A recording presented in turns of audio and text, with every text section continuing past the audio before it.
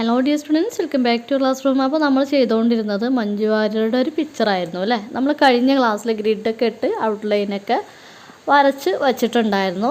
നമ്മളിപ്പോൾ ഗ്രിഡൊക്കെ മായ്ച്ച് കളഞ്ഞ് എന്താ പറയുക, അപ്പോൾ കറക്റ്റായിട്ട് ഔട്ട്ലൈൻ ഇട്ടിട്ടുണ്ട് കേട്ടോ.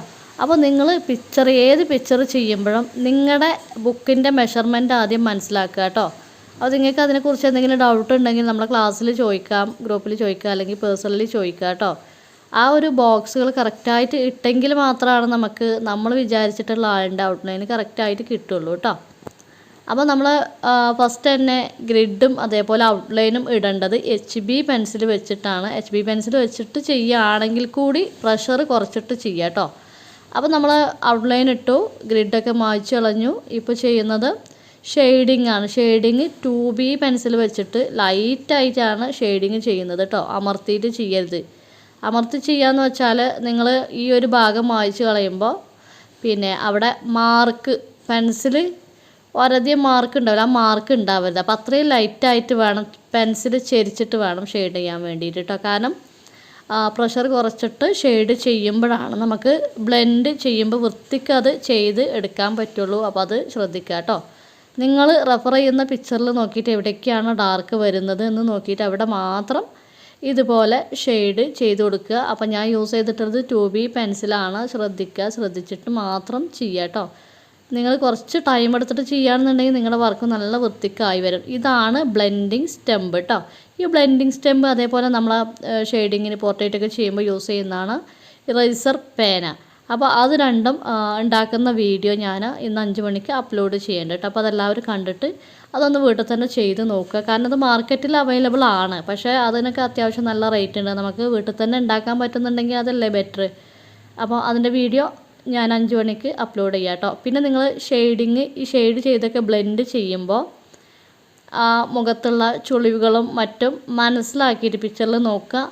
ആ ചുളിവിനും ഇതിനൊക്കെ അനുസരിച്ചിട്ട് വേണം നിങ്ങൾ ബ്ലെൻഡ് ചെയ്യാൻ വേണ്ടിയിട്ട്. അല്ലാതെ മൊത്തമായിട്ട് ബ്ലെൻഡ് ചെയ്യരുത്. അതിൻ്റെ ചുളിവ് ഷേപ്പൊക്കെ നോക്കിയിട്ട് ആ ഷേപ്പിനനുസരിച്ച് വേണം ബ്ലെൻഡ് ചെയ്യാൻ. അപ്പോഴാണ് പിക്ചർ കറക്റ്റ് എന്താ പറയുക, നല്ല രീതിക്ക് തന്നെ ചെയ്ത് കിട്ടുള്ളൂ കേട്ടോ. അപ്പോൾ അത് ശ്രദ്ധിക്കുക. ഓക്കെ.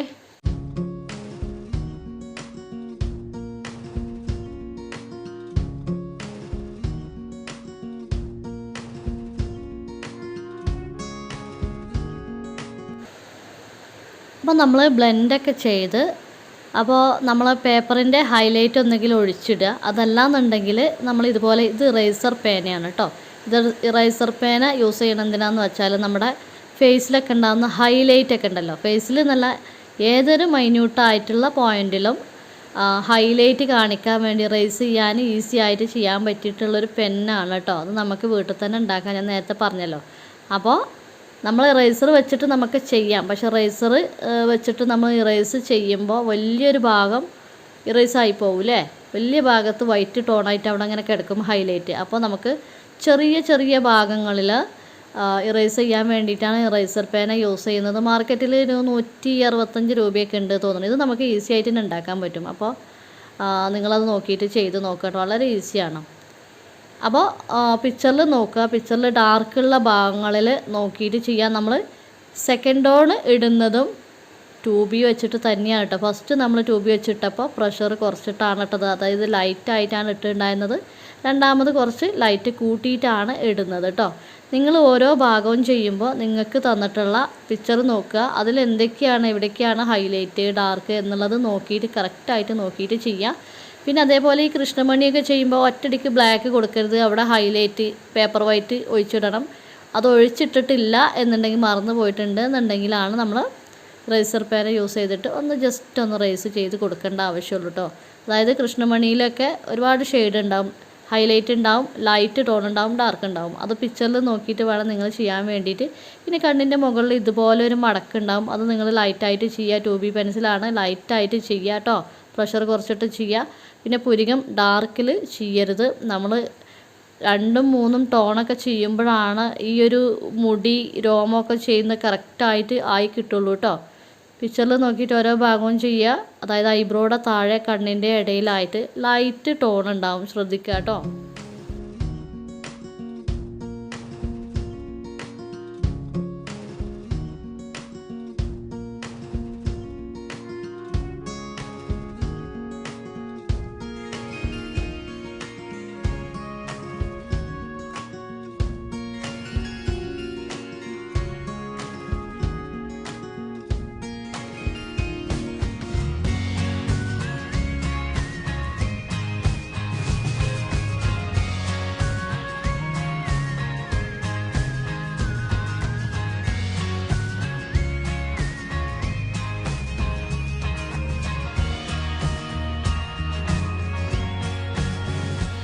നമ്മൾ റെഫർ ചെയ്യുന്ന പിക്ചറിലേക്ക് നോക്കുമ്പോൾ ആ ഒരു ഫേസിൽ ഒരുപാട് ടോണുകൾ കിടക്കുന്നുണ്ടാവും. ലൈറ്റായിട്ടും ഡാർക്കായിട്ടും നമ്മൾ വരയ്ക്കുമ്പോൾ തന്നെ അത് കറക്റ്റായിട്ട് നമുക്ക് മനസ്സിലാക്കാൻ പറ്റുള്ളൂ.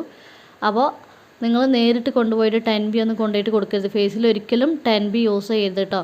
ഈ മൂക്കിൻ്റെ ഹോളൊക്കെ ഉള്ള ഭാഗത്ത് 6B യൂസ് ചെയ്യുക. നമ്മൾ പൊട്ട് ചെയ്തു. ഇതൊക്കെ വളരെ ശ്രദ്ധിച്ചിട്ട് വേണം ചെയ്യാൻ വേണ്ടിയിട്ട് കേട്ടോ.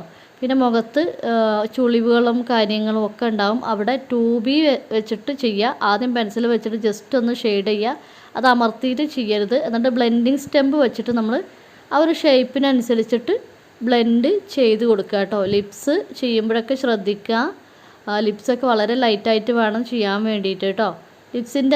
ലിപ്സ് ചെയ്യുമ്പോൾ ശ്രദ്ധിക്കാറുള്ളത് നമ്മൾ എന്താ പറയുക, സെപ്പറേറ്റ് ക്ലാസ് തന്നെ എടുത്തിട്ടുണ്ടായിരുന്നു ലിപ്സിനെ കുറിച്ച്. അപ്പോൾ അതിൻ്റെ 2 അറ്റങ്ങളിലും കുറച്ചധികം ഡാർക്ക് ഉണ്ടാവും കേട്ടോ. അപ്പോൾ അതൊക്കെ പിക്ചറിലേക്ക് നോക്കി മനസ്സിലാക്കിക്കൊണ്ട് ചെയ്യുക. അപ്പോൾ നമ്മളിവിടെ 2B പെൻസിൽ വെച്ചിട്ട് തന്നെയാണ് ഫേസ് അധികവും ചെയ്യുന്നത് കേട്ടോ. 2B വെച്ചിട്ട് ലൈറ്റായിട്ട് ടോൺ ഇട്ട് കൊടുക്കും. ബ്ലെൻഡിങ് സ്റ്റെമ്പ് വെച്ചിട്ട് ജസ്റ്റ് ഒന്ന് നമ്മൾ ബ്ലെൻഡ് ചെയ്ത് കൊടുക്കുകയാണ് വേണ്ടത്. ഓരോ ഭാഗവും ചെയ്യുമ്പോൾ വീഡിയോയിലേക്ക് നോക്കിയിട്ട് വീഡിയോ പോസാക്കി വെക്കുക. നിങ്ങൾ എവിടെയാണ് ചെയ്ത് നിർത്തിയിട്ടുള്ളത് അവിടെ പോസാക്കി വെച്ചിട്ട് വേണം ചെയ്യാൻ വേണ്ടിയിട്ട്. പിന്നെ ലിപ്സിൻ്റെ താഴെ ഇതൊക്കെ നമ്മൾ കൊടുക്കാത്തതുകൊണ്ടാണ് കറക്റ്റായിട്ട് നമ്മുടെ പിക്ചർ ആ ഒരു 3D എഫക്റ്റിലേക്ക് വരാത്തത്. അതായത് ലിപ്സിൻ്റെ തൊട്ട് താഴെ താടി ശ്രദ്ധിച്ചിട്ടുണ്ടോ? താടീൻ്റെ അവിടെ ഒരു ചെറിയൊരു ഹൈലൈറ്റ് വരാനുണ്ട് കേട്ടോ. അപ്പോൾ അതൊക്കെ ശ്രദ്ധിക്കുക. പിന്നെ നമ്മൾ മുടിയൊക്കെ ഒറ്റയടിക്ക് കൊണ്ടുപോയിട്ട് ബ്ലാക്ക് ചെയ്യരുത്. നമ്മൾ ഫസ്റ്റ് 2B പെൻസിൽ വെച്ചിട്ട് ആ ഒരു പിക്ചർ നോക്കുക, ഏത് ഷേപ്പിലാണ് ആ മുടി കിടക്കുന്നത് എന്നുള്ളത്. അത് നോക്കിയിട്ട് ലൈറ്റ് ടോണിൽ 2B പെൻസിൽ വെച്ചിട്ട് ചെയ്യുക. നമ്മളൊരു 4 പ്രാവശ്യമെങ്കിലും ചെയ്യുന്നുണ്ട് ഈ മുടി. ആദ്യം കംപ്ലീറ്റ് ആയിട്ട് ഇതുപോലെ 2B പെൻസിൽ വെച്ചിട്ട് ലൈൻ ഇട്ട് കൊടുത്തു.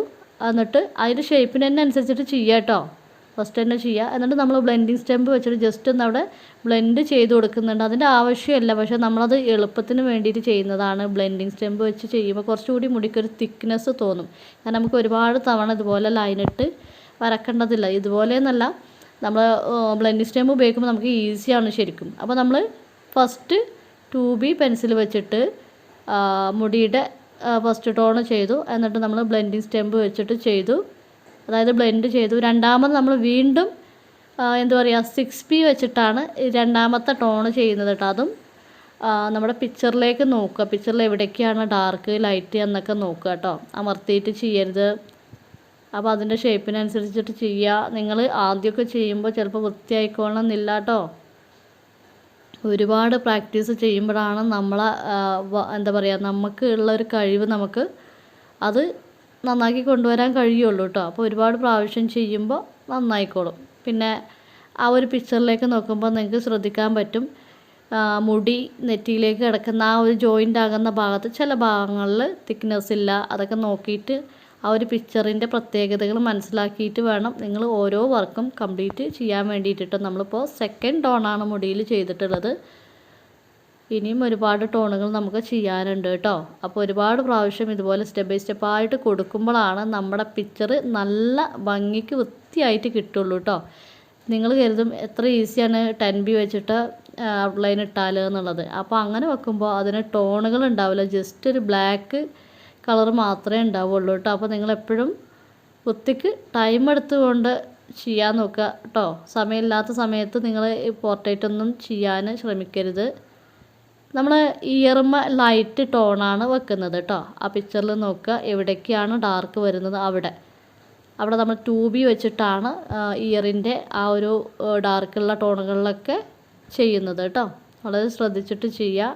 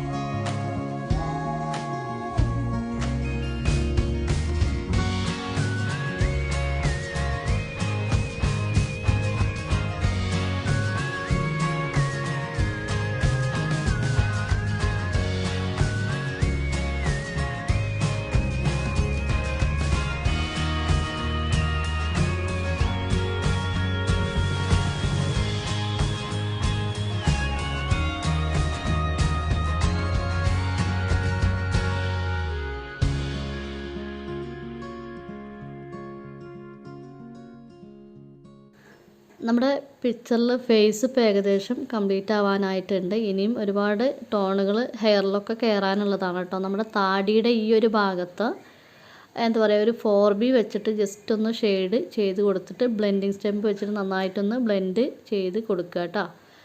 തടിയുടെ ആ ഒരു ഭാഗത്ത് ഡാർക്ക് ഉണ്ടാവും. അതേപോലെ തന്നെ അതിനോട് ജോയിൻ ചെയ്ത് വരുന്ന നെക്കിൻ്റെ ആ ഭാഗത്തും കുറച്ച് ഡാർക്ക് ഉണ്ടാവും കേട്ടോ. അതൊക്കെ പിക്ചറിലേക്ക് നോക്കിയാൽ തന്നെ നിങ്ങൾക്ക് മനസ്സിലാക്കാൻ പറ്റും കേട്ടോ. നമ്മുടെ ഹെയറിൽ കുറച്ചുകൂടി ടോണ് കയറുമ്പോഴാണ് ഈ ഒരു പിക്ചർ ഇപ്പോൾ ഒരു ഡാർക്ക് എഫക്റ്റ് ഉണ്ടല്ലോ, സ്കിൻ ടോണ്, അതൊക്കെ കറക്റ്റായിട്ട് കിട്ടണമെന്നുണ്ടെങ്കിൽ മുടിയിൽ ഇനിയും ടോണ് കയറാനുണ്ട് കേട്ടോ. അപ്പോൾ നിങ്ങൾ ടൈം എടുത്തുകൊണ്ട് തന്നെ ചെയ്യുക. ഇനിയാണ് നമ്മൾ പിക്ചറിലേക്ക് കുറച്ചുകൂടി ശ്രദ്ധിച്ചിട്ട് ചെയ്യാനുള്ളത്. ഇപ്പോൾ ഒറിജിനൽ പിക്ചർ നോക്കിയാൽ തന്നെ നിങ്ങൾക്ക് മനസ്സിലാക്കാൻ പറ്റുന്നുണ്ടാകും. ആ ഹെയർ സ്റ്റാർട്ട് ചെയ്യുന്ന ഭാഗത്ത് സ്റ്റാർട്ടിങ്ങിൽ നിന്ന് തന്നെ ഡാർക്ക് കൊടുക്കരുത്. അപ്പോൾ ആ ഒരു ഭാഗത്ത് അത്യാവശ്യം ചില ഭാഗങ്ങളിൽ നല്ല ഡാർക്ക് ഉണ്ട്, മുകളിലേക്ക് ഒരു ഷൈനിങ് എഫക്റ്റ് ഉണ്ട്. അപ്പോൾ നമ്മളവിടെ എന്താ പറയുക, ആ ഒരു പേപ്പറിൻ്റെ സെക്കൻഡ് ടോൺ നമ്മൾ ചെയ്താണല്ലോ ആദ്യം, അവിടെ അങ്ങനെ ഒഴിച്ചിടുകയാണ് നമ്മൾ കേട്ടോ. ഡാർക്കുള്ള ഭാഗങ്ങളിൽ മാത്രമാണ് ഇപ്പോൾ ചെയ്തുകൊണ്ടിരിക്കുന്നത്. പിക്ചറിലേക്ക് നോക്കിയാൽ നിങ്ങൾക്ക് കറക്റ്റായിട്ട് മനസ്സിലാക്കാൻ പറ്റും കേട്ടോ.